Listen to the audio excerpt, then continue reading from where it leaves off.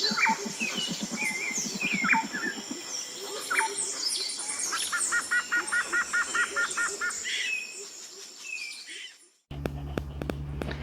everyone, welcome back to Butterfly Ivy the Nature Witch. Today I'm going to be talking to you about making tinctures. But before I delve into that, I would just want to give a heads up and some information.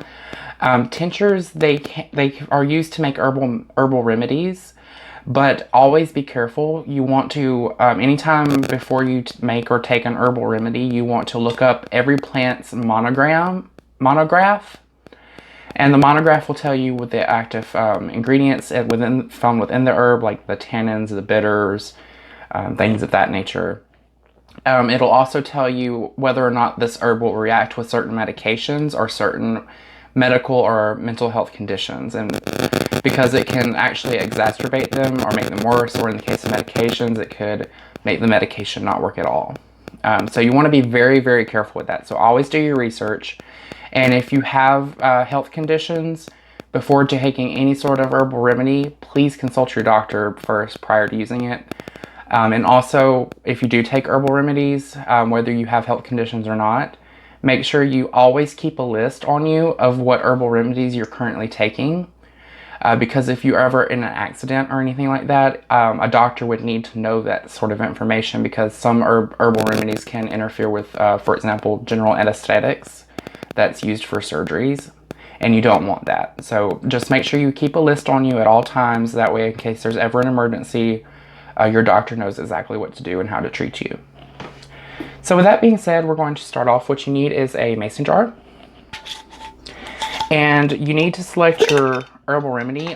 Since I am not a licensed doctor, I might want to tell you what this remedy is for. Just do your research. But I'm going to be using some herbs. This is bark. Also do research before you make a tincture, because in some cases, like this is a bark, so I only need a little bit, versus if I was using dried leaves, I would need more. And your plant material really affects the use. So since this is bark, I'm going to fill the jar about 1/4 of the way full with the bark.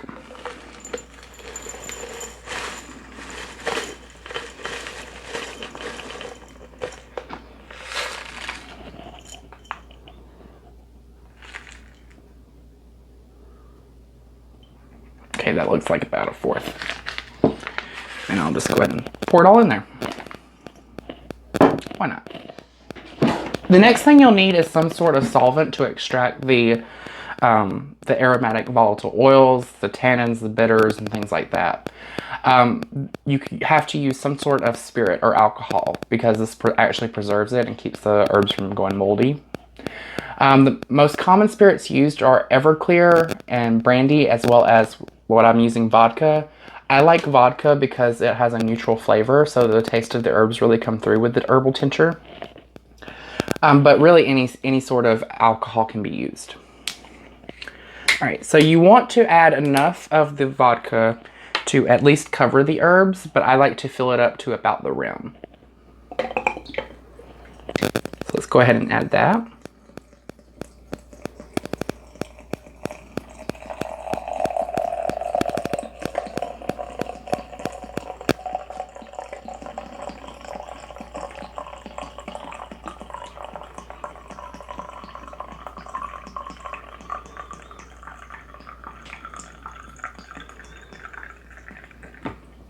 Here we go.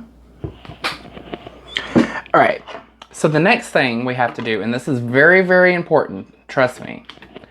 Every day for a month, you want to open this up and stir it so that you can let some of the gas out. Otherwise, you run the risk of your tinctures exploding. Store them in a cool, dark place. I'll just give it a couple shakes so everything's mixed well. So I'm going to store this under my kitchen sink cabinet, because it's the coolest area in the home on occasion, and it's really dark. And like I said, I'll take it out every day and open up the lid and stir it so that the gases can escape. After a month, you strain out the herbs, and then you can put them into little, you can get them online, they're little dropper bottles. Make sure you get one that measures out in milliliters so you know exactly how much you're dosing yourself with. When you're dosing yourself, what you do is you take it in the dropper bottle and you put it right under your tongue and you hold it there for about 10 seconds because that's the part of the mouth that really absorbs the chemicals. So hold it there for about 10 seconds before you swallow it. And a good rule of thumb is don't take any one tincture more than 3 times a day. More than 3 times a day is a little excessive. With tinctures, you also don't want to be taking them every single day. Like for this one I made for, my husband just started some medication which can cause some constipation. Oh, no, not constipation, diarrhea. And so I made this in order to counteract that on occasion when it becomes bad.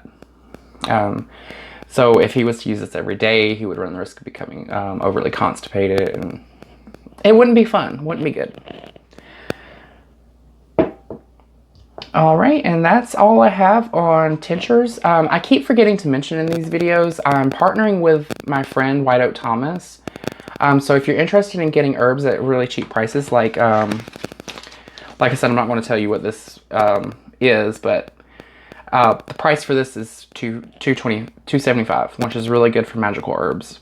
So with that in mind, also keep in mind when you're using tinctures or any herbal remedy in general, you only want to use it for problems that pop up every once in a blue moon. So you don't want to be treating a chronic illness or disease with this because that's not what herbal remedies are for. They're meant to work with, a good rule of thumb is if it lasts more than a week, then you probably need to go see a doctor about it. And if it recurs quite frequently, then that's a condition that you need to see a doctor about and get diagnosed and seek medical treatment, because herbal remedies used right are supposed to go hand in hand with your doctor's advice and everything like that. So you never want to contradict one or the other, because there can be some dangerous consequences if you do. Well, until next time, always remember, if you take care of nature, nature will take care of you.